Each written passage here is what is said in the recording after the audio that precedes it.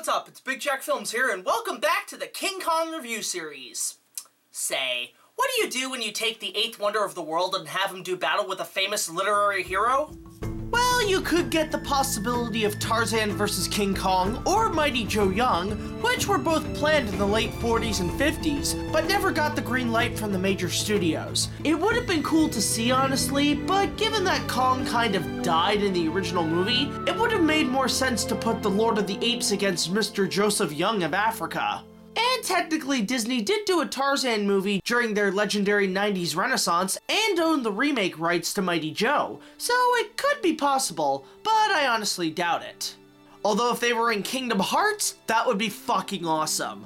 And if not a hero from classic literature, then what about one from comic books? Well, remember in the last episode when I joked about Batman fighting King Kong? Well, surprisingly, the Dark Knight's polar opposite, the Man of Steel, did take on a Kong-like creature at one point in animation.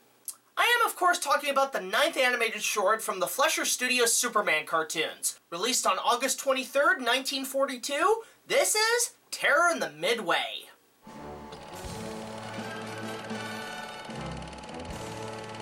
The story begins with Lois Lane reluctantly assigned by the Daily Planet to cover the circus in Metropolis, with Clark Kent keeping a watchful eye on her while reporting his own story. Later that night, as Lois attends the clown performance, a monkey wanders from the main tent and accidentally opens the cage of a giant gorilla named Gigantic, who wanders into the big top, sending everyone into pandemonium as he rampages through the circus grounds. Workers attempt to tie the gorilla down with ropes, but are overpowered by its strength and ferocity. While other workers struggle to keep the other animals under control, some of them stampede or rear up against their owners, knocking other cages open. Lois, who had took pictures of the gorilla, discovers the giant ape lumbering towards a trapped girl. Of course, you might want to be careful, as gorillas and kids don't go well together. There, I finally made a Harambe joke. You happy now, Internet? Fine, let's move on. Lois runs between the creatures and the girl and helps her escape, only to have the gorilla go after her instead. But of course, Superman arrives in the nick of time, rounding up all the Havoc animals before confronting Gigantic in combat to rescue Lois. As you guys can tell, this short seems very inspired by King Kong, perhaps even a homage to it.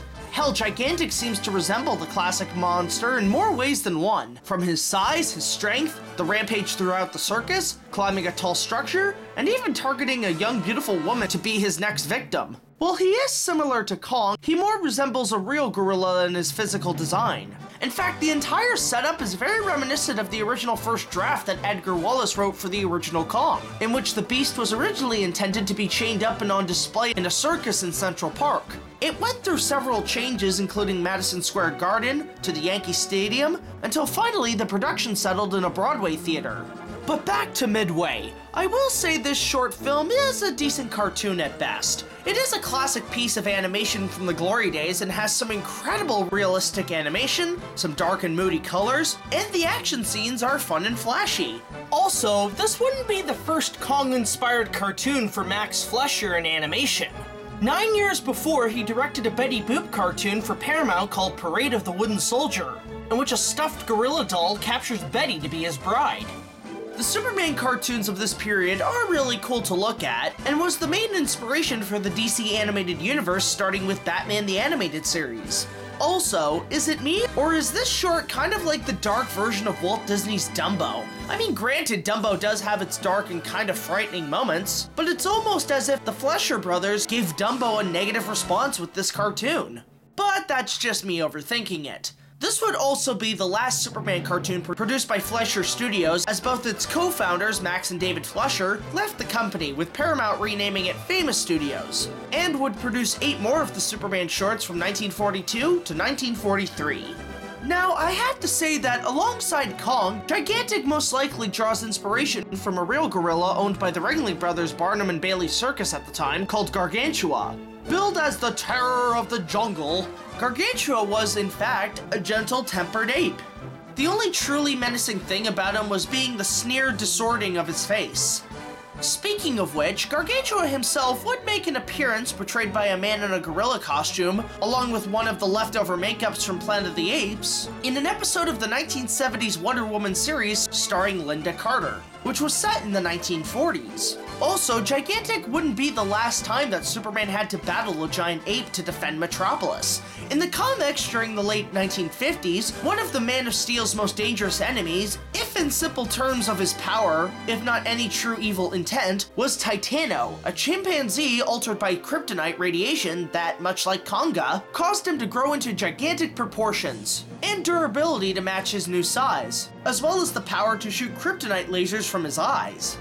Titano would later make an appearance in an episode of Superman the Animated Series called Monkey Fun, where his origins are altered slightly, making him a former space chimp and a pet to a young Lois Lane, who was lost during his mission and discovered 20 years later when Superman discovers his capsule embedded in a meteor he is smashing to reduce its risk to the Earth.